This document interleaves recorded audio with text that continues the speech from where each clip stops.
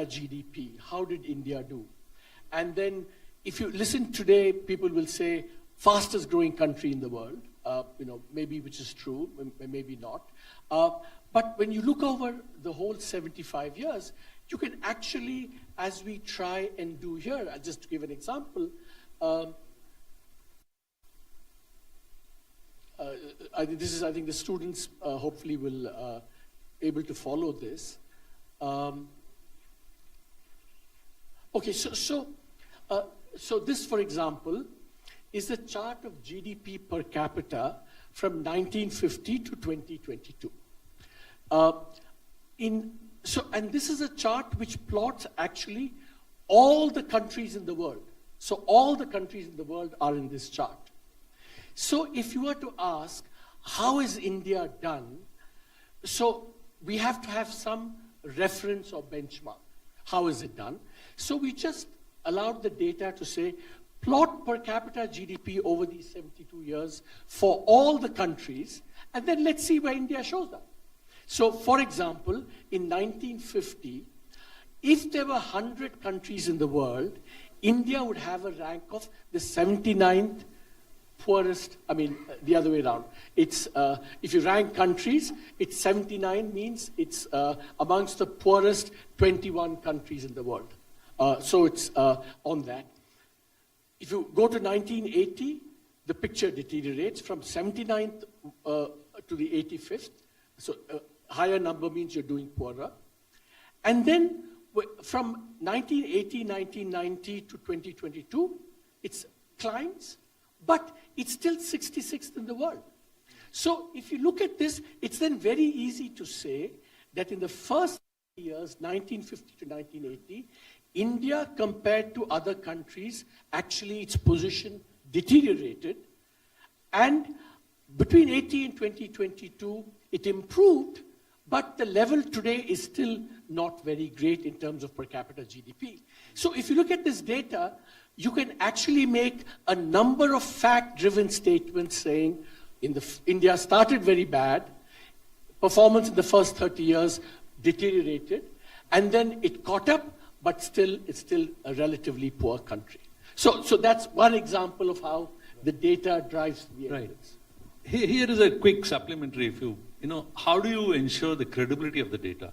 Because, this is, if you see the latest GDP numbers, the current quarter, even IMS has flagged it, saying that, there need to be better data. That's one of the issues. So are you getting, of course, historically you have been getting various, from various sources, but are you getting credible data?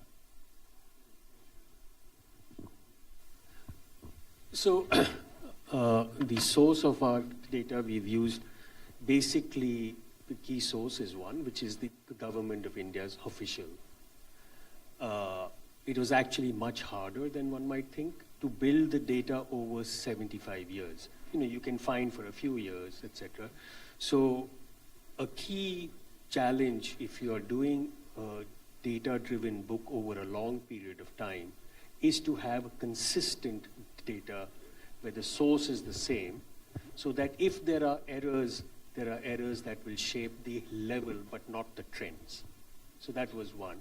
And then you complement it and see if there are other sources, IMF, World Bank, the WTO, do they contradict? So you try and triangulate just to cross-check. So that's one.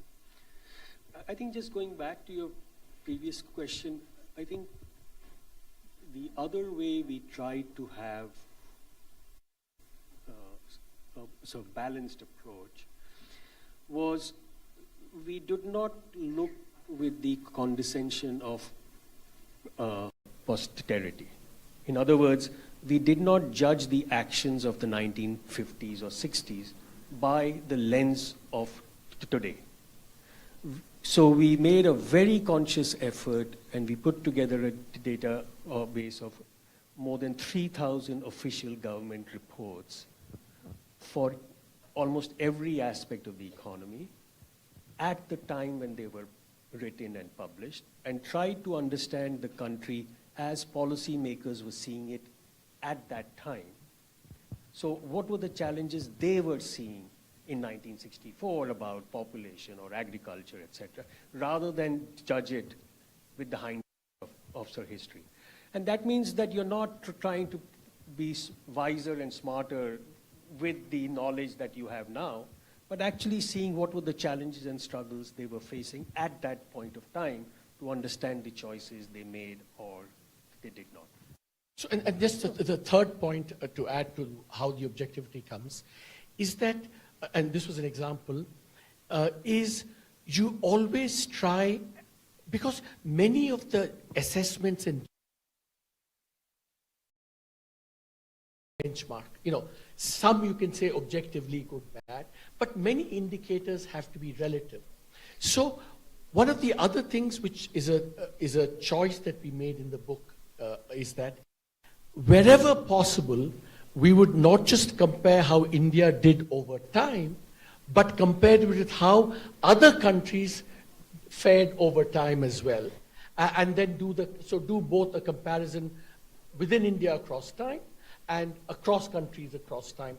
And so that also led a certain discipline and anchor to the judgments that you make. And one small point is that, so when you do that cross-country, by definition, we use cross-country data from publicly available and widely acknowledged as reliable data. So this data, for example, comes from a historian called Angus Maddison, who compiled painstakingly over 30 years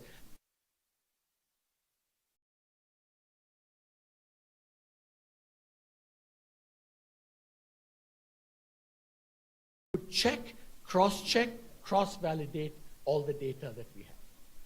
Yeah, I'm sure. So, Even the annexures in your book run over 100 pages.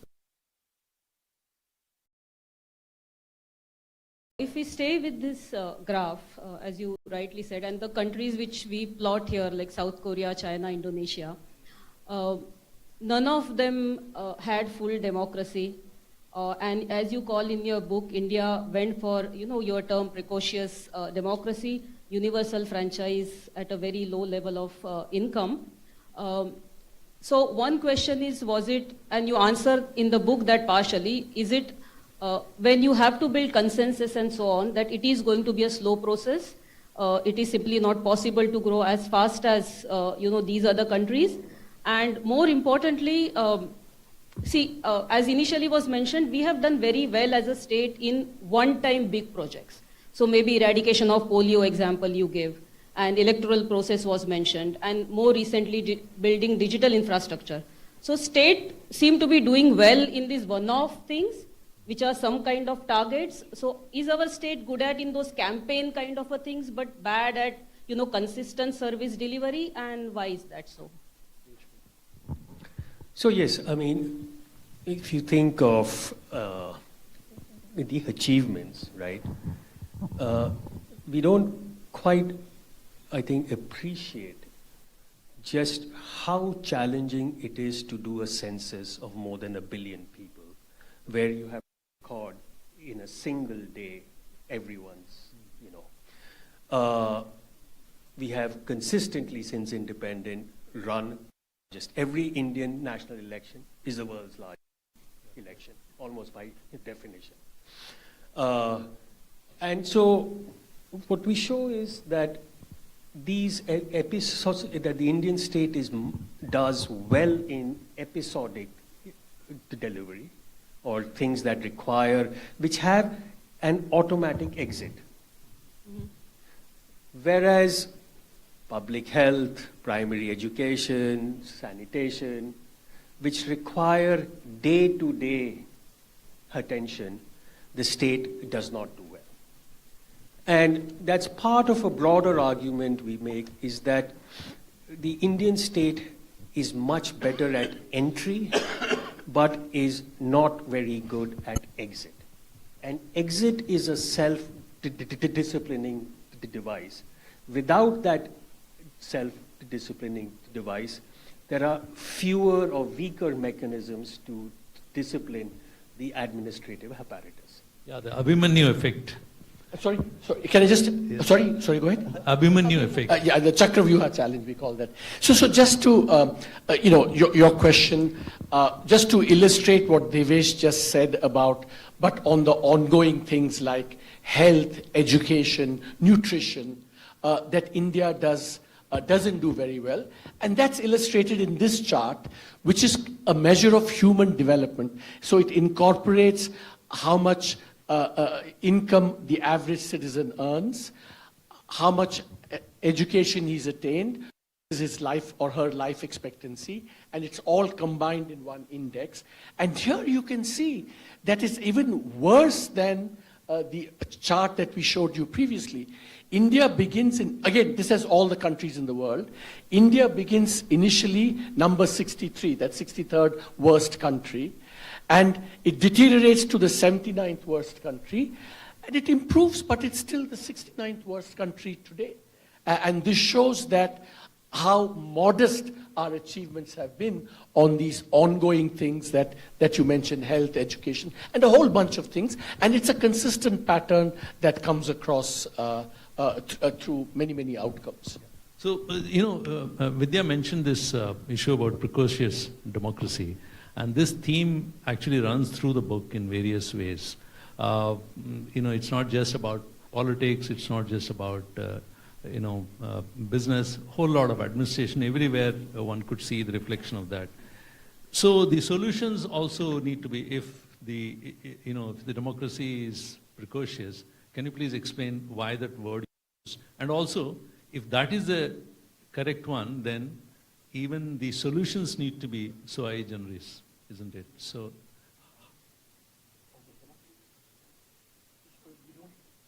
yeah. So haven't we been doing constantly that? For instance, we missed the literacy boat, computerization. So many people couldn't type. That's okay. They went on to cell phones directly. You don't need to type because now you can talk. Similarly, now AI. We haven't yet got a foundational model, but we could become world's largest user case. That's what Nandan Nilekani is saying. So isn't this continuing theme now? Yeah, so we use the word precocious in the sense of colloquially when we say a child is precocious. What we are saying, what we mean is she is more mature for her age, right? Compared to her age, she's smarter, etc. She's young, but still she's able to do. And so we use that sense, for instance, if you see this graph, this is a graph that shows how the franchise grows with economic development. So if you look at the quintessential... Franchise is just the right to vote, just to clarify that, yeah. So if you see the US and UK, which is the quintessential Western model of development, you see on the x-axis is per income, on the y-axis is the democracy, the expansion of the franchise index. And over from the 17th to the 20th century, gradually, you see that as income increases, franchise extends.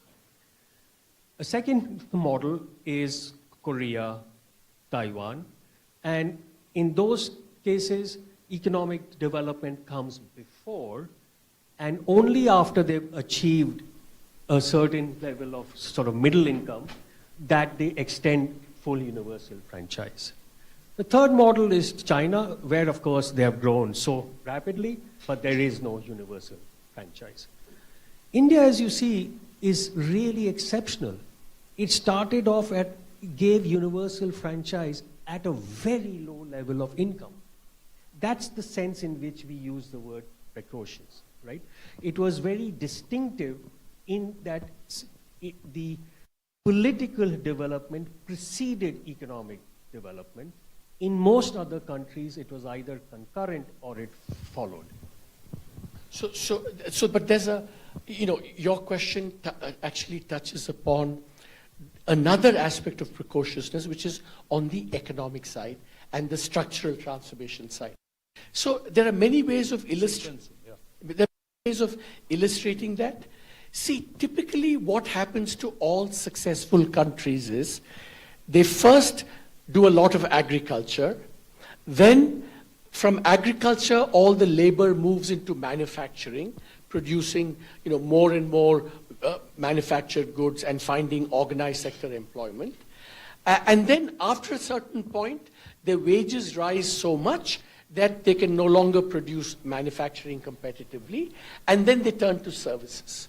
So that's the typical pattern of development seen in the successful cases, both of the West, US, Japan, but also the more recent countries that developed, China, Korea, Taiwan. India, just as Devesh said, India was a precocious, politically democracy before development. Economically, India was precocious, was that it defied this pattern and it has done much more services than manufacturing. In fact, India has underperformed on manufacturing, reflected in the fact that the share of employment in manufacturing in China, Korea, and Taiwan at the peak was even 35–40% of the labor force. In India, it has never exceeded 7 to 10% of the total manufacturing. And that actually leads to your question, was there a problem with this? We're very proud of our IT services. The problem, however, is, and this is going to kind of applies especially to you, all of you are going to be guaranteed jobs because you're skilled and you're going to find jobs a lot in IT, in services sectors, consulting, management, finance, etc. But as you graduate and get your jobs, remember that the vast majority of the labor force in India is unskilled, and the Indian economy has not been very good at providing enough manufacturing, low-skill, productive jobs for the vast swathe of the labor force. So that's something you should always keep in mind when you think about the Indian economy. So if we dig a little bit deeper into the same theme, if we see states of India, the current prosperous states, if you take Gujarat, Tamil Nadu, manufacturing is highly concentrated in these 4 or 5 states, right? That they constitute almost more than 50% of India's total manufacturing. In these states and earlier West Bengal, manufacturing did reach something like 30% of the GDP. And as these states progress, of course, their share of manufacturing state GDP will fall, no doubt. So if India has to ever reach manufacturing in GDP share of anywhere closer to 25% as Make in India is, doesn't manufacturing must move to the northern belt? Because that's where the manufacturing is stuck at 5% of GDP, and that's where our demographic dividend is. So rather than, people having to come here, because if you see all these people and majority young people in Tamil Nadu, they're highly educated now. They don't want to be on factory floors, in the primary survey that we do. So isn't it ideally that the manufacturing should move to where the labor and where manufacturing share in GDP is less, rather than prosperous states having more and more manufacturing? What would be your take on that? No, I think that is a very obvious thing. I mean, the puzzle is that labor costs in Bihar or UP are so low. Why is manufacturing not moving? Yes. Right? Especially, and we know, we point out in the book, there's a range of reasons that especially the large Hindi belt, as well as some of the eastern states, why they have not been able to take advantage of labor-intensive manufacturing. And that has a lot to do with the politics of the states. That has a lot to do with the social strife in the states, which makes them unattractive, like for business, like to go. Now, but even in sort of UP, you see belts like the Noida belt, which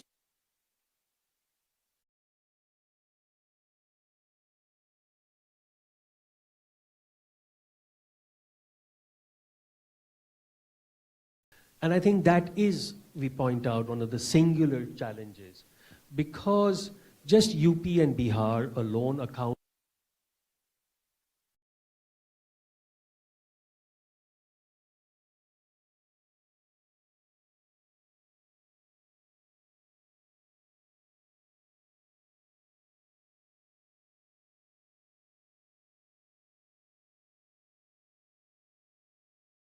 important that these two states in particular do much better than they have done in the past.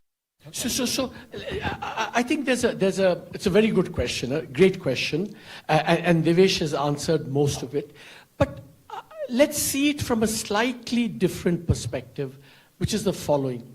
So, okay, for reasons that Devesh outlined, investors for many, many years have been much more comfortable dealing with and locating in states like Tamil Nadu, Gujarat, Maharashtra, and as you said, that's where even today, for example, in the last 5 years, a lot of the Chinese investment, like Foxconn most famously, has come to Tamil Nadu, Karnataka, Andhra Pradesh, and it hasn't gone, as you said.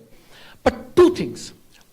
One is, if you go to, and I've been to the Foxconn factory and some of the Apple factories in Sriperumbudur, what you will find is that even though the factory hasn't located in UP, Bihar, Odisha, what has happened is precisely for the reasons that you said, because wages in Tamil Nadu are very high, the labor force in these factories is one, a lot of Tamilian women from Tamil Nadu are working there. And second, a lot of the labor is coming from other parts of the world. So prosperity can spread by capital going to where the cheap labor is, or because capital is comfortable in Tamil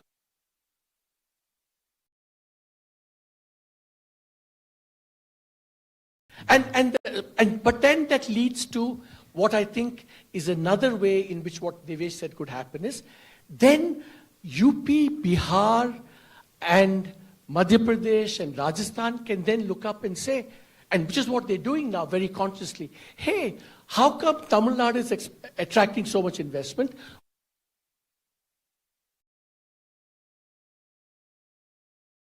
As a global investment summit, because they all want attract this. So at least they're aware of the problem. They still haven't done enough to remedy the problem, but at least that awareness has spread. I have a very important, the data point, which is quite amazing in your book, which you have written. I'll pick it from there. You know, what it says is, 1/3 of India, the south plus west plus Haryana, is actually for 3 decades have had the same pace of rate of economic growth as China, which I found quite amazing. But that's 1/3 of India. It wasn't enough to lift the boat, the remaining 2/3. See, and again, this is the chart. Again, this is something that certainly we didn't know when we started off with. So this is a chart, again, which plots the per capita GDP. Starting in 1980, everyone is at the same point, so that you want to measure the growth rate from 1980 onwards. You see where Karnataka, Kerala, and Tamil Nadu are very close to China. So it's Karnataka, it's peninsular India, Andhra Pradesh, in Telangana, Tamil Nadu, Kerala, Gujarat, Maharashtra, and Haryana. Now, it has grown as fast as China, and also as long as China has grown. So about 35 years, these states have grown at about 7-8% per capita GDP growth. So again, the question then becomes, if these states can do it, because we say, oh, China has done much better than India. It's true up to a point. It's not true because 1/3 of India has grown as rapidly as China. So the problem is not why can't India grow as fast as China. The point is why 2/3 of India cannot grow like the Chinas that are within India. And that, again, is the problem of how do these states like UP, Bihar attract the kinds of things that Devesh was saying about how do they attract investment and so on. How do they create the climate? But again, this is a case where the data showed us something which we didn't know before, that we have Chinas within India. It's just they're not enough. So, I totally agree with your point that if the capital cannot move to this 2/3 of India because of governance or whatever related issues, labor has to move here. But if we take, for example, Foxconn example that you said, uh, the housing that is constructed here is with the subsidy of the government. So one of the things which I think it wasn't possible simply to cover in the book given the, the size, but I think the urban housing or semi-urban housing in India is a crucial challenge, I feel, because if the labor has to come here, virtually there is no family housing at all available for migrant labor as of now. And the housing policy that we have in India, we have housing for all, but we are giving money and subsidizing to build houses in rural India where they have a plot. So are we misallocating the, or building the housing stock where jobs are not there? And, so how do we solve this, urban housing problem without which, permanent relocation is almost impossible. It will continue to be, circular, and families are just getting divided because, one person comes here, rest of the family is in the house which is built by the government subsidy, back home. So how do we overcome this challenge, or what do we need to do to sort out like urban housing or... So first, if you look at what happened in China when you had literally hundreds of millions of people leaving rural to work in the factories, there too, because they have a very strict system, they didn't move with the families. It was always single women or single men. Because in factories on the assembly line, that's your prime labor force. Now, in India also we forget, in the first half, in the late 19th century to the 1920s, 30s, when you look at the cotton textile mills being built in Bombay and Ahmedabad and the jute mills in Calcutta, it was all migrant labor. A lot from the north, and there was housing built for the labor that was coming. So this is not something new. Now, you're absolutely right that especially to attract, especially for female labor, having dorms for housing is absolutely key. But you can argue, this is the sort of a policy thing. Should that be built by the government? No, one. But which government? The central government, because the housing scheme you are talking about is a central government subsidy. Whereas both, I think a lot of state governments are also. equally. But I think if state governments want to attract factories, this is the sort of policy they need to think about, is to build and say, we'll find the land and help build the housing to accommodate the migrant labor. So just one, before we see, let's be absolutely clear that this migration, permanent migration, cannot be a solution to this problem in the long run. Because, we've seen around the world, India is wonderful in that it's one market and, labor can move freely. But even within India, there are limits to how much a state is willing to absorb migrants from other countries and from other states. So the line which I like to use always in this, as a Tamilian, I feel this: Bal Saheb Thackeray was anti-Tamil before he was anti-Muslim. In the 1960s, a lot of the Shiv Sena thing was targeted against Tamils, I think. And it's now, many states are saying, jobs only for locals, for example, right? So migration as a way to solving the manufacturing and growth problem is not a permanent, and it's only also up to a point. Beyond a point, all the usual political problems will arise. Yeah, that's true, because there is a wage difference. So they also complain that migrant laborers are willing to settle at a lower wage. We'll skip that. We'll go to the next question, which, since we are federal, it's very important for us to raise center-state relations. Especially non-BJP ruled states are very upset with the center on two issues. First, let me take the issue of allocation of funds. They seem to think that there is some kind of an internal aid mechanism where the well-off states are constantly funding those receiving states, and they are largely in the north. So there is a certain, dissonance over that, and the states in the south keep raising it. Also the related fact which they keep pointing out, which is factually right, is that social indicators are far better. Their outcomes in terms of population control and education are far better. So they are feeling that they are kind of being, are they being, I mean the question is, are they being punished for performance? How do you look at it? So I'll begin and then you. So one is, as you know, Srinivas, that this is a really old issue. This is not new. If you remember the Sarkaria Commission, this whole thing of over-centralization, first of all, it was built into the Constitution. The center always had much more fiscal levers than the states. And then whether opposition states were targeted or biased against, that was a big issue from the 70s, 80s onwards when you had non-Congress governments coming up.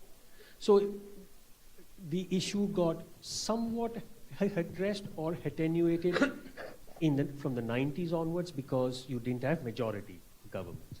So this issue is much more acute when you have a majority government, less so when you have coalition governments, because the coalition partners make sure, right? Now, sorry. Isn't that disparity? Yeah, so the second is the population issue was indeed the case that the South and the West had addressed the fertility challenge much earlier. But we now see a strong convergence. Fertility is declining. You know, West Bengal as a poor state has a fertility rate which is the same as the South. So, and UP and Bihar, have not gone down as much, but the decline is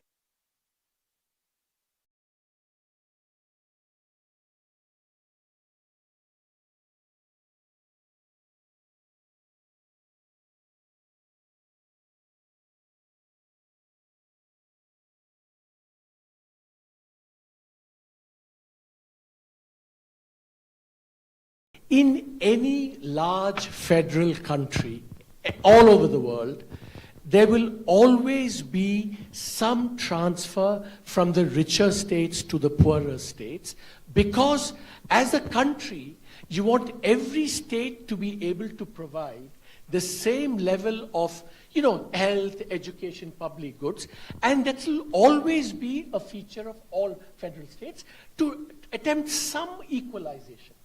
It's part of the nation building process. And this chart shows that actually over time, the transfers to poorer states have been high, but also rising over time. So now we come to the real issue, which I think is the real issue, Srinivas, that you raised, which is that if you look at this whole composition, this is a okay, so this is the chart on fiscal transfers. So above the horizontal line, those are regions that get more money, fiscal transfers from the other states, than they generate from their own tax revenue, from their own GDP. So they are beneficiaries.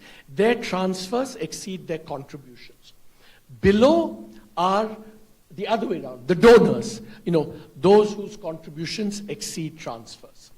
Now, the first interesting point to note is, the beneficiaries are not just the Hindi heartland states, but also the eastern states. But the largest beneficiaries are the Hindi heartland. But in terms of the donor states, what you will see from this is that the largest donors in some appropriately measured way is not the South. The South is a donor, but it's the West and Haryana that are the biggest donors. So while there are, donors and beneficiaries, the South is not the one that is paying the most. That's the first point.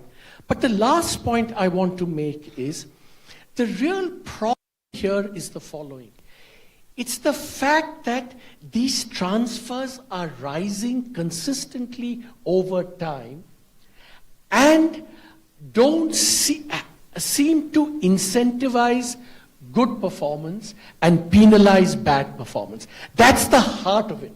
That if there was some limited amount that was being transferred, and if it was somehow related to performance, and also if there's a trajectory for these declining over time gradually, I think it would be sustainable. But the problem is not the level of the transfer, but the fact that it's rising consistently in the face of performance which is not in fertility. On fertility, Devesh is right, but on economic performance, it's like UP, Bihar have grown very slowly, and despite that, they get more and more resources from the southern states. So this political consciousness that somehow underperformance is being rewarded and not penalized, and overperformance is being penalized, I think that's the heart of the political challenge. Yeah, that's true. But if you look at the terms of reference of the 16th Finance Commission, 15th Finance Commission had certain recommendations. They were, they wanted some changes. But 16th, we don't even know what the terms are. So shouldn't they be seriously looking at it? Because shouldn't these states get some kind of relief? That's one. But I'll come to another question if you want to answer. But let me answer that because I have a personal. So, full disclosure. Well, I have actually, provided some advice to some of these southern states on what they should, pitch to the Finance Commission. And many of these states have made this pitch, and what they've said is, look, we are willing to provide these transfers, but just start correcting it a little bit. Make this, if we are doing well economically, don't make us give all the resources to the states in this rising manner. Put a check and make it start declining over time. That's the advice, and they've embraced some of these. So let's see if it comes out in the Finance Commission. So we don't know whether the terms of reference of the new commission have accepted. Now, Devesh, an interesting question related to this is, sorry Vidya, I'll take this. No, go ahead. So the issue here is political, as he says. Now, isn't that in a way also limited to another fear which is coming, the delimitation issue? Because again, this is related to population. So the delimitation basically, if I have to explain it quickly, the boundaries of parliament and assemblies are going to be redrawn, and that is going to be based on the basis of the population. And since the southern states have managed population better, they feel that the representation could reduce, and therefore their power at the center, the political power. And that's a very crucial question. So how do you look at it? So as you know, there was a political compromise. So the Delimitation Commission, what the Indian Constitution says, is that after every census, seats will be reallocated based on the population in the census. And this is not unique to India. All federal systems, the US is facing the same thing. The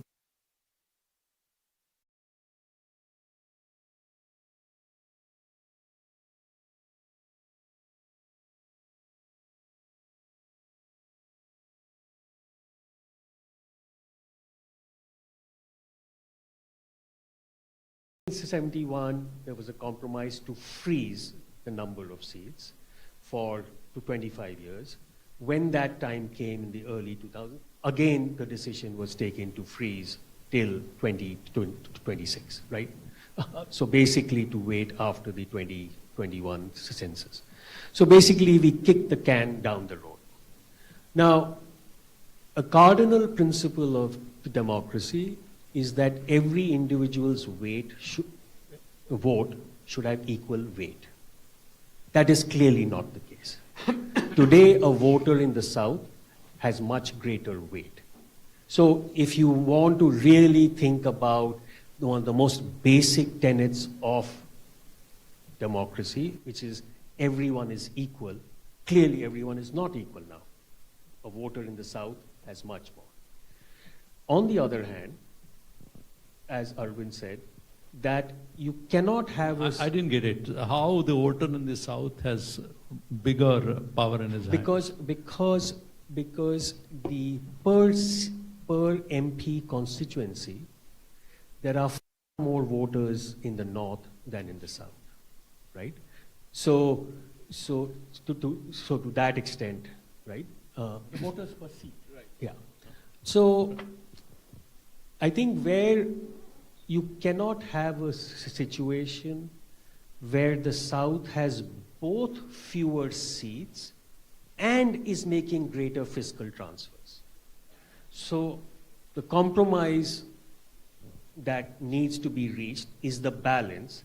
Either the South gets its political representation is maintained despite declining populations, so that the overrepresentation per voter is greater, but the fiscal transfers, as Arvind said, may not, while they will not go up, will continue.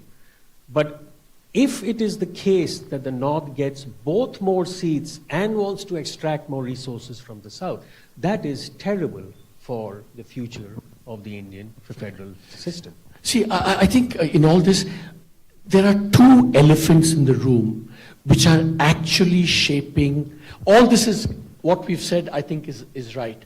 But the two elephants in the room that are making these issues much more salient. One is what Devesh said. If the party in power is going to centralize and is going to kind of, say, impose the language, impose a kind of cultural uniformity on all the states, that was not part of the constitutional compromise, right? It's that political centralization and the attempt to foist it that I think is the real elephant in the room that's animating what the southern states are saying. The other elephant in the room is the divergent economic performance. If the divergent economic performance continues, these problems will continue. There's no getting away from that. So these are the two big underlying fundamentals that somehow need to be addressed. So I have several more questions, but before that I want to ask you a couple of questions which everyone here can relate to. Group work is very important, and we know that group work many times doesn't go that well. What were the disagreements that you had in which areas when you're working on this book, and how did you go about resolving them for benefit of all of us? Did we have any disagreements? Then there was a perfect team without any disagreement. No, so look. Means any of the issues, say when you're doing the historical, the performance? Look, fundamentally, if you're working as a, on a book like this, I think fundamentally you have to trust your co-author. So that when, different chapters, both of us would write the first drafts, he would write one, but then we would give that draft to the other person who could change it in whichever way. Mm-hmm. And you would not, he would explain why, etc. But you had to completely trust the other person that if they completely changed it, that was fine, because you were going to do the same, right? So I think trust is fundamental to anything. But the trust, beneath that, you have to also have deep respect for the other person, right? I think these were the two things. So, of course, we had lots of disagreements. It's innumerable. But that's the part where you have reason, data, argument to argue, and you reach a compromise, hopefully. Just to agree with everything that Devesh said, we only shouted at each other 3 or 4 times over 5 years. So, that's not bad going in this process. See, I think the other thing is that this is the advantage of fundamentally, because there has to be some fundamental ground rules that we accept, on which you can add the differences and then try and solve them. One of those fundamental agreements that we had is the data should speak and drive the argument. So if we disagree on something, if Devesh produces data saying, no, you're wrong, I have to accept it. If similarly, if I produce data says wrong, then he has to accept it as well. So there are these commonalities that we share. And I think the last point I would make is that the whole point of the book, of a book like this, is the fact that we have some common understandings, but we have come with fairly distinct and complementary perspectives. He's a political scientist. he looks at the world in a certain way. I'm an economist, I look at the world in a certain way. But what we said, the reason we wrote this book is to say development cannot be explained either by political scientists alone or by economists alone. And how do we then show the world that by coming together, we can have a richer story about Indian development? Yeah, I think that illustrates the point of how important the diversity in any team is, and trust and respect. So fantastic takeaway, I think, for our audience.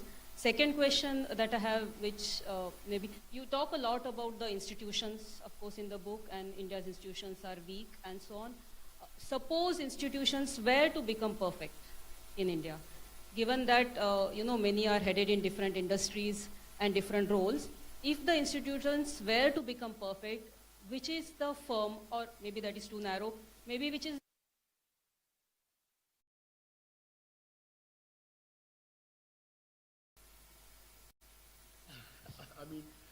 So let me give but, you a... yeah, maybe you could explain institutions. Yeah, institutions are, things like the judiciary or the RBI, or the election commission. So that kind of units that function according to certain rules and procedures and, have some norms and the value of these things is that they impart a certain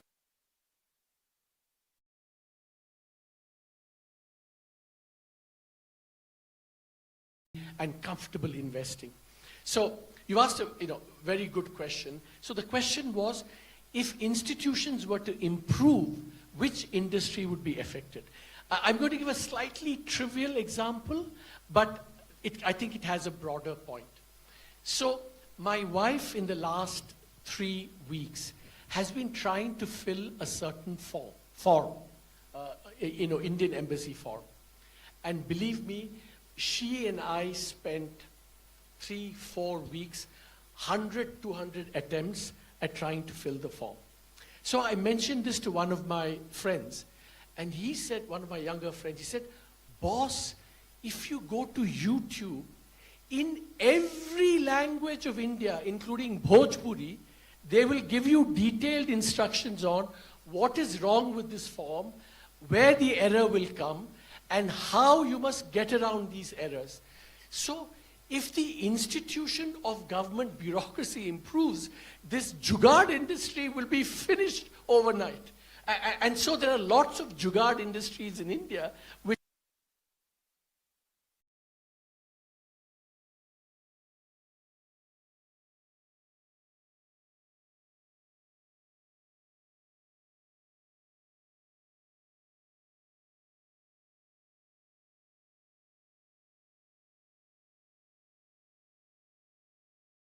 India is today a business, and it is that business that thrives on imperfect institutions, and that is the sector that will be the most adversely affected, which is precisely why there is no incentive by politicians to improve institutions. Yeah, indeed, totally agree.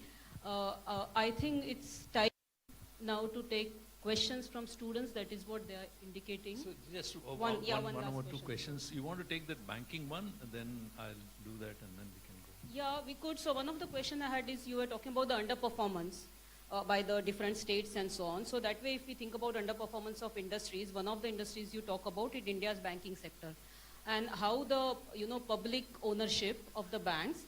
So we agree that there is underperformance, no doubt. There was financial repression for most of the time period and so on and so forth.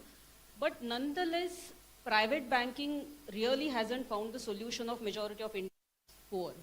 Right? The charges still remain the high. If you don't have done a normal bank account, there's a minimum balance that is required.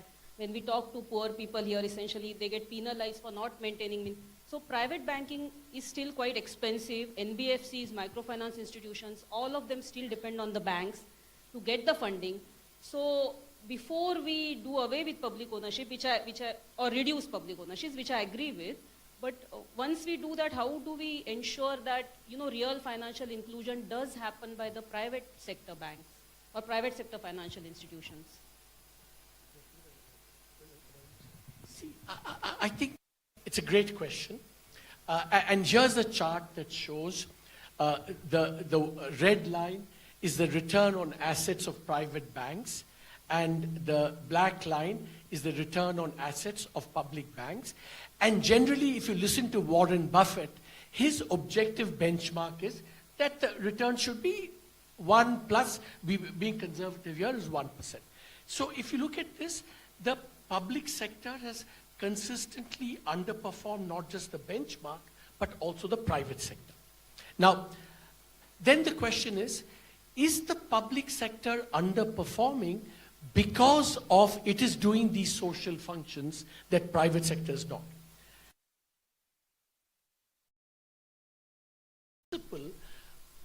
Priority sector lending, SLR, all these regulations and objectives that the government has are imposed equally on the public sector banks and the private sector banks. Right? So in that sense, this comparison of public and private is broadly not unfair. However, it is the case that historically, because when the banks were nationalized in '69, the public sector banks did a lot of branch building and extension and reaching the poor in a way that probably the private sector banks would not have done. So I think that is right. So I think we should come up with measures. But here's the conclusion I would take away from this, is that we can separate ownership from and find other instruments to target the people that we want to do. So the problem in India is that once you say public, there are no standards to which you're held because there are multiple objectives. If you say, as you say, oh, returns are low, they say, no, but we fulfill this social objective, we had this other objective. And that's why Y.V. Reddy calls this joint family banking, because he says joint family, nobody knows who's doing what, and nobody cares, So that's accountability mechanisms become weak. So the answer to your question is, yes, there is a problem of inclusion, but we must have, especially now with cash transfers and universal basic income, we can find instruments to better achieve those objectives, but don't overload this on everyone. Yeah. So before we go to question and answer session, one last question I would like to ask. So we started with nation building. So where is this India's nation building project moving? If you look at overall these 75 years, you have a broad view.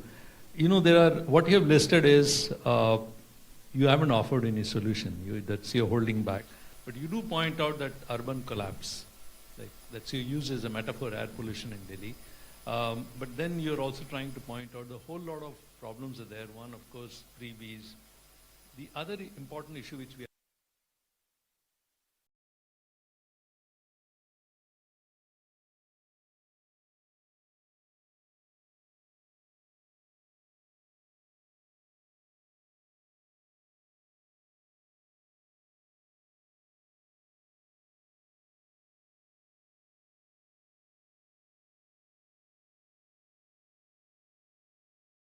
by being expressly saying we have no prescriptions to offer. Because, Arvind would have a list, I would have a list, and everyone has a laundry list. That wasn't. We just had one recommendation, which I think pertains to your thing on nation building, which is to ask whatever the government to have the equivalent of the Hippocratic Oath, do no harm. And I think when you think of the nation building project, I think you all perhaps really do not realize how hard it is and how fragile it can be. Therefore, it has to be really, really handled with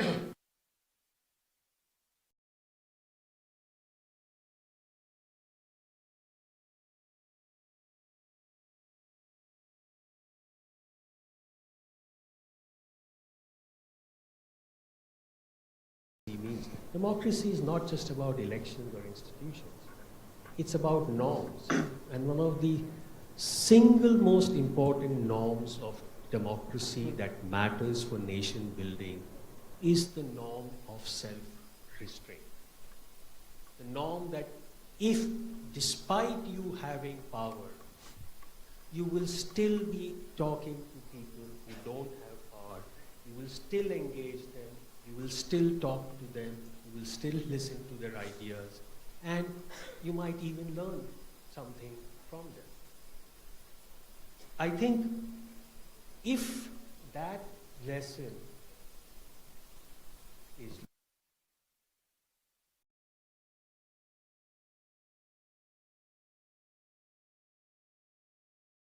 which is to build a nation out of so much diversity, so many challenges, and all you have to do is to look around the neighborhood. The constituent parts of British India, Burma, Ceylon, Pakistan, all of them have had so much struggle, wars, all of that. India has avoided that despite being much more diverse than any of these. So I think that's the way in which we sort of link our recommendation of doing no harm, like a nation building, handle with care. Just add just 1.5 small points to what Devesh said.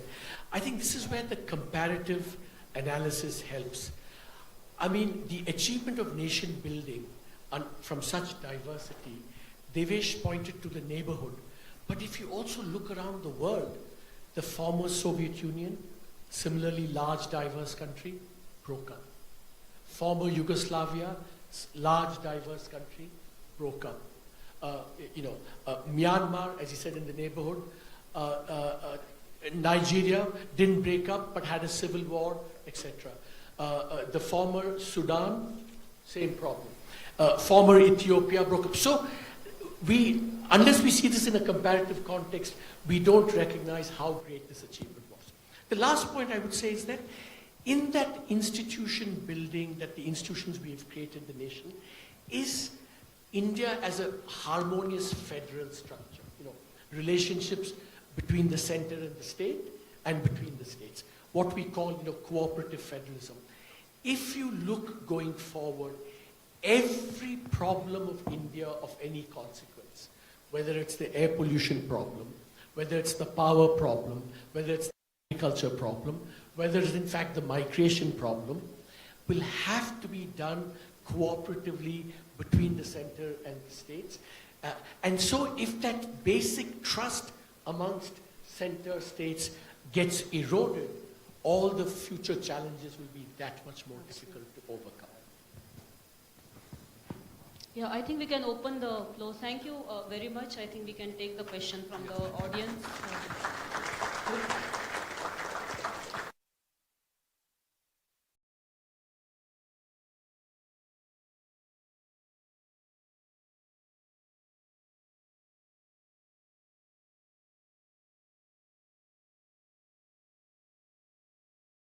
About the country you live in, the systems that shape you, and the choices that will determine where we all end up. Now, we open the floor for the short Q&A. Please raise your hand if you'd like to ask a question and a mic will find you.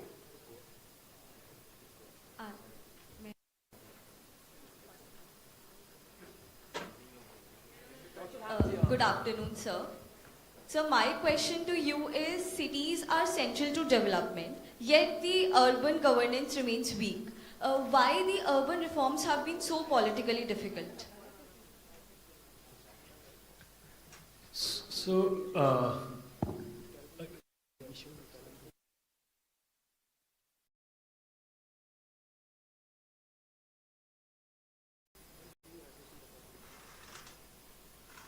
For every question, there's data.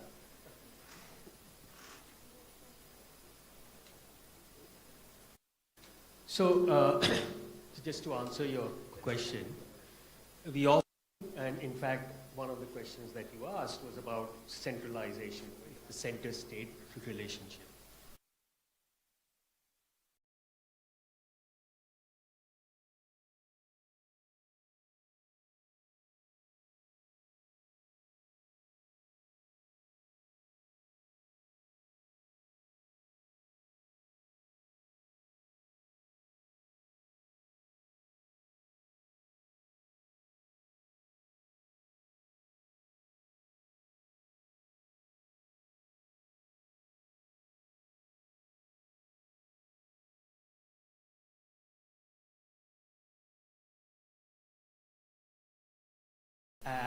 the federal level or the local level. In the case of India, vastly more are at the state level. And that, of course, is one of the factors why urban governance is so weak, because urban local bodies have been deliberately kept weak. And the reason is quite simple.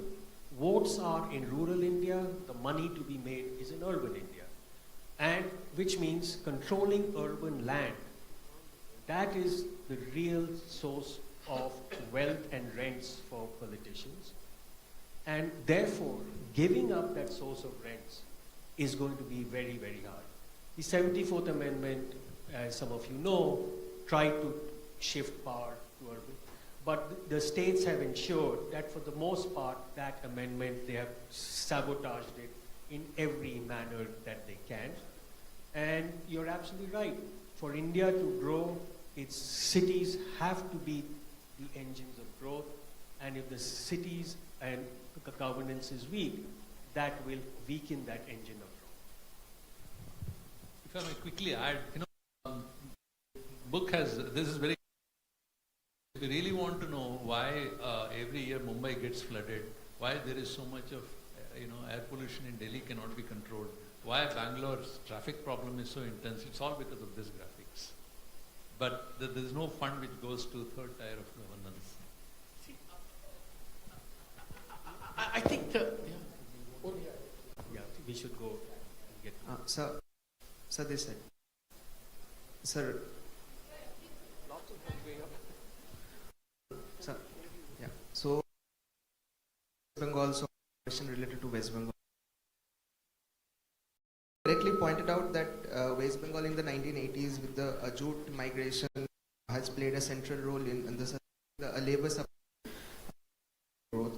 But episodes like the Tata Nano project in Shingur that highlight a deeper economic challenge. So how can India balance the trade-off between using fertile agricultural land for industrialization versus protecting agrarian livelihoods? Because that was the main, because the Tata Nano project was the main reason why the Buddhadev Bhattacharya-led CPM government toppled over for the Mamata Banerjee TMC government. So what is the so how that can be a trade-off for the government between using a fertile agricultural land for setting up a project, or maybe for the agrarian livelihoods? So look,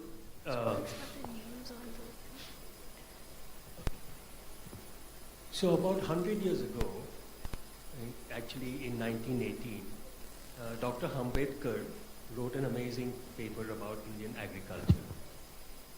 And he said that the only future for the majority of India's farmers is to get them out of agriculture.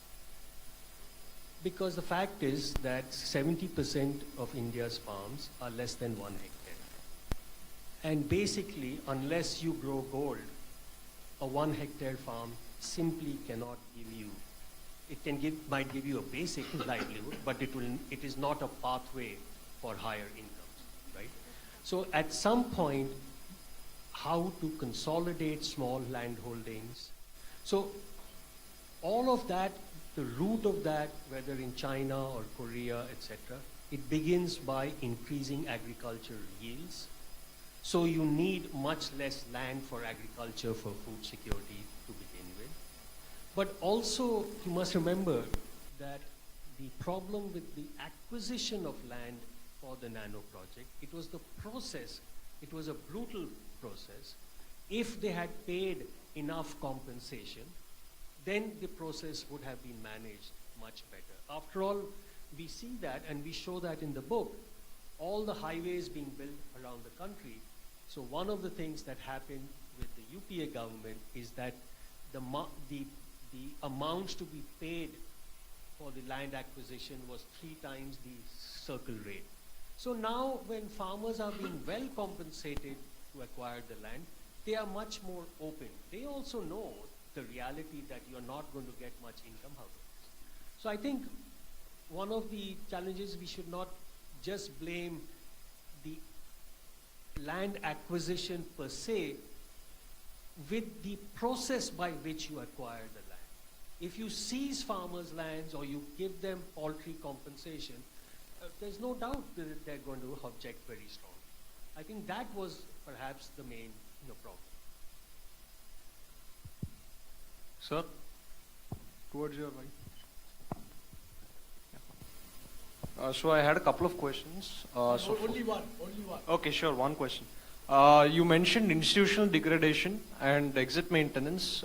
This has been a problem across the Commonwealth. So I'm wondering what factor would significantly contribute to this institutional degradation as you mentioned?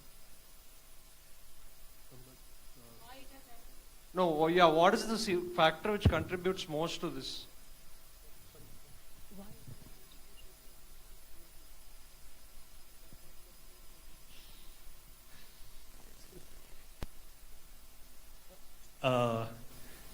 That's a long question, but look, so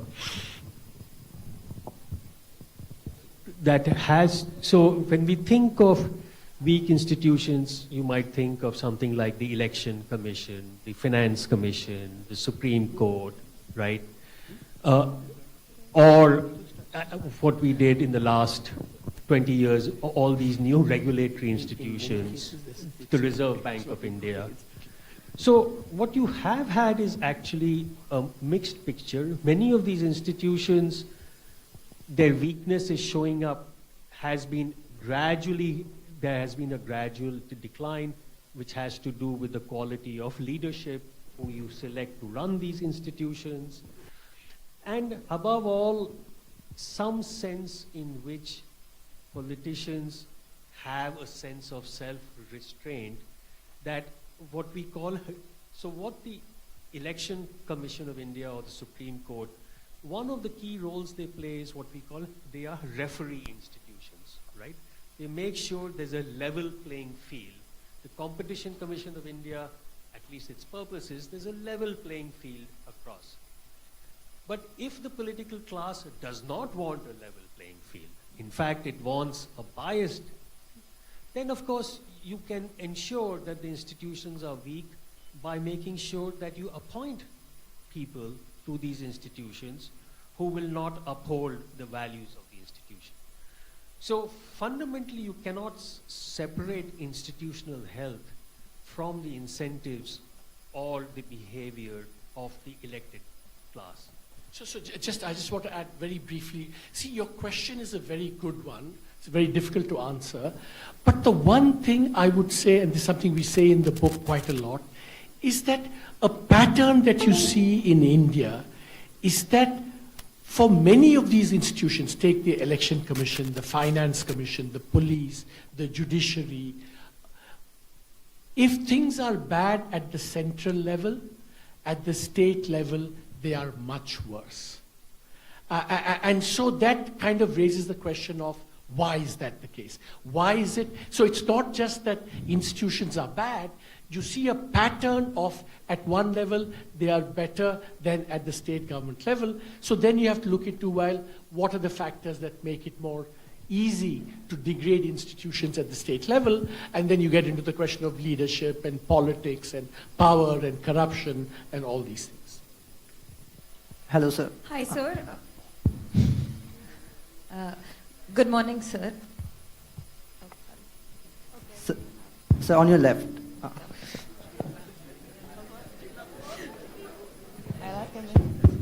Hello, yes, please. Good morning, sir. So my question is regarding the topic of fiscal transfers that we were talking. So if some states' GDP is as high as China and other developed countries, as you mentioned, that some states aren't able to attract, be it by political governance or other factors, why not allow well-doing states to get more physical transfer? If anyway they are going to host or welcome the laborers, because our primary goal is to increase the well-being of everybody in the nation. So in a perfect world and unbiased world, that would be ideal. So this paves way to my question that does the party in the power really shape the physical transfers between the performing and underperforming states due to the personal bias? I mean, so strictly speaking, the task of doing this is left to the Finance Commission, which is a constitutionally appointed body every 5 years. They have to make a ruling on there are many issues, but the two big issues a Finance Commission has to say is the total taxes that are generated in the country, or at least collected by the center, how much will be kept by the center, how much will be kept by the states. That's called vertical devolution. How much is kept by the center, how much is kept by the states. The second question is, of the amount that goes to the states, how will it be shared between the different states? So these are the two big questions that every Finance Commission has to give a verdict on. And generally what Finance Commissions have done, so broadly they've been independent, they've not been subject to as much political pressure as other institutions. And broadly what they have done is, over time, they have gradually decreased the resources that go to the center and increased the resources that go to the states, because the responsibilities of the states rise over time. They have to do much more development expenditure. And as between states, they have chosen to adopt this model where more and more redistribution takes place over time. So that's what the so it's a largely non-political, technical thing done by the Finance Commission. And by and large, in almost all the 15 Finance Commissions, whatever the Finance Commission has recommended, the central government and the politicians have accepted. So that's the way it works. Sir, hello sir. Sir, you talked about the need and importance of growth in 2/3 of India, especially states like UP, Bihar, Odisha. In my state, like now people are demanding that we need the industries, we need factories. So the government are also thinking about in that direction.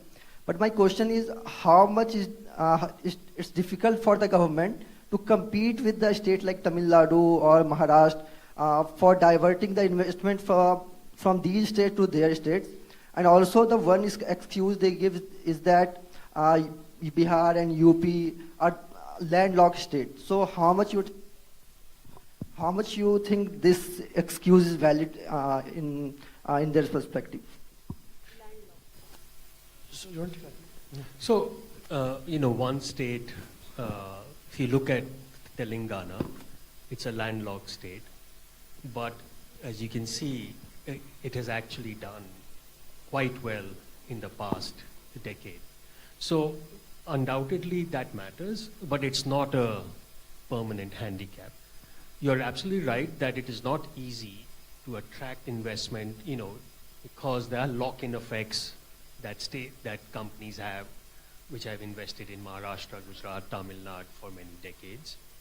But, for Bihar, any state should start with its comparative advantage. I mean, for Bihar, there's a really strong scope for agro-industry.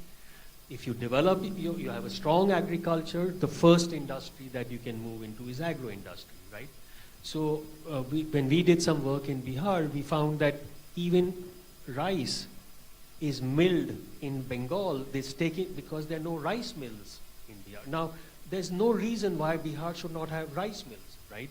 And that is, so I'm saying is there's scope for things you don't have, not everyone needs apple. There are many other industries which Bihar can. So now, for instance, it has this makhana, which is growing as a health food, etc. But you have to have a supply chain, you have to have value addition. So there are many things it can do. Begin with your comparative advantage, and then you gradually can go up the... No, I think, the spirit of the question is, the way I would address it is to say, look, you obviously cannot compete with the richer states based on, attracting them with resources they have more. But there are lots of things that you do badly, which you should fix in the first place. I think that's the major thing, because once you do that, then all the things, whether it's rice or manufacturing, so the basics of governance, law and order, providing electricity, providing rule of law, all those basic things have to be fixed, and they are all in Bihar's hands, the government of the Bihar. So it's as much an internal problem, not an external problem.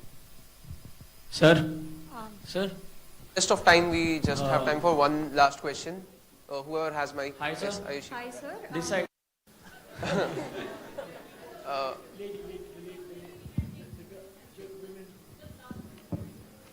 Hi sir, I am Ayushi. The part where you mentioned that development is co-produced by state and society, it really resonated with me, and my question perhaps is from that lens. It's very ordinary. So all of us are either entering for the first time or re-entering the workforce. So as informed citizens and professionals both, how can we address, you mentioned that there are institutional voids that are there are social structures that are weak. So where is it that we should focus on? There's public deficit when we look at education, healthcare, in terms of manufacturing ecosystem, we don't have things in place. So for us, both from a citizen lens and from a professional lens, what should be our critical priorities at this juncture? Well, the priorities, so just to back off, the idea that most public goods are co-produced with society goes to someone called Elinor Ostrom, and she got the Nobel Prize in economics for this insight. And when you think of, say, sanitation, you know, a classic thing in Japan, when a child enters kindergarten, she or he, the first thing they do when they enter the school is to clean their own classroom. Cleaning is not someone else's job. That value system is ingrained in society very early on, right? It is not someone else who will come and clean. It is your classroom. You are responsible for your surroundings. Now, that's the sort of insight that Elinor Ostrom had. Now, what that means is that in terms of for students, must first think of the responsibilities in the context where you are. The town, the city, begin with the locality where you are, depending on your comparative advantage, whether it's the local school or whether it is sanitation or health. But I think citizens' actions work most beginning at the local context before you think of large social movements to try and put pressure on the government on issue X or Y. But I'll allow Arvind to. I think it's my simple answer is whatever you do, do it with commitment, passion, and a sense of the wider ramifications of what you do. But that's an individual choice finally. But whatever you do, you know, idealism, passion, commitment, efficiency, you know, all of those things, do it well. Just one last question. Good afternoon, sir. No, just a second. This side. Good afternoon, sir. Sir, Just as you a second, were discussing about manufacturing imbalance in different states and thinking to reinforce manufacturing in northern states as well. Sir, my question is, what one long-term reform you think will be the most effective? Like it's labor for labor, logistic, or it's governments or any other? Sorry, how to boost manufacturing? Yeah, basically yes. Yeah. So, you want? No, I mean, Arvind, you can look. The basic thing that northern India, these states knew, is just simple rule of law. Exactly. No one is going to go and establish a factory if someone, local politicians, dadas, etc., come and ask for money or try and do extortion rackets. That simply will not happen. No businessman is going to invest. So that is in the power of states. Law and order is a state subject. If you just have basic law and order, that is a fundamental requirement. Without that, nothing else can ever happen. It's governance, you mean? Yeah, so exactly as Devesh said, that investors want reduced risk, and certainty. And you have to provide that by having good governance, rule of law, and no arbitrary decision making. Simple. Thank you very much. It's been really wonderful talking to both of you. I learned a lot from this book and also the conversation. Thank you so much, Dr. DeveshKapur. Thank you so much. Thank you. That's it for the questions. Thank you so much. We saw a lot of hands raised over here, but it seems like the session would never end if all of you wanted to ask questions. So we can move ahead. And so before we move ahead, a quick note for all of you that the book is available for purchase right outside the venue. And we invite you to stop by, pick up your copy, and make the most out of the opportunity because you can get it personally signed by the authors.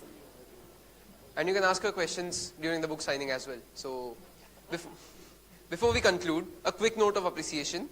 We want to extend our gratitude to the federal team for partnering with us on today's program. The time they have invested behind the scenes made this event a lot stronger and a lot richer than it would have been otherwise. We deeply appreciate the collaboration. And now, to formally close the meetings, I invite Ms. Rachel, Assistant Editor, The Federal, to deliver the vote of thanks. Rachel, over to you. Hello, good afternoon everyone, and on behalf of the Federal, thank you for being here and making Voices That Count a thoughtful and engaging session. Our deepest thanks to Dr. Arvind Subramanian and Dr. DeveshKapur, not just for joining us, but for bringing the sharp, uncomfortable honesty of a sixth of humanity. Your book cuts through decades of slogans to explain what has actually driven and stalled India's development. Hearing you lay out the evidence without hedging or euphemism is exactly the kind of clarity public conversations today in India need.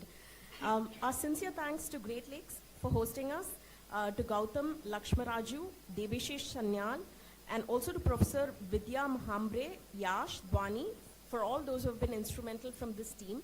And we look forward to more such collaborations. We also want to thank our partners, City Union Bank, Little Flower Group of Institutions, Mehta Jewelry, and HarperCollins as publishing partner. Deepest thanks again to Great Lakes and the team at Federal who made all of this possible. And thank you most of all the audience for listening, questioning, and engaging, because conversations like this matter. So please join us for our next Voices That Count session. Thanks.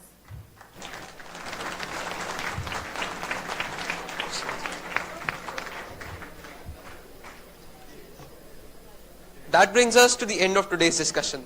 The book signing is now open and you're welcome to join the queue if you like to get your copy signed by the authors. Meanwhile, we'll also be playing out a couple of marketing features, so please stay back.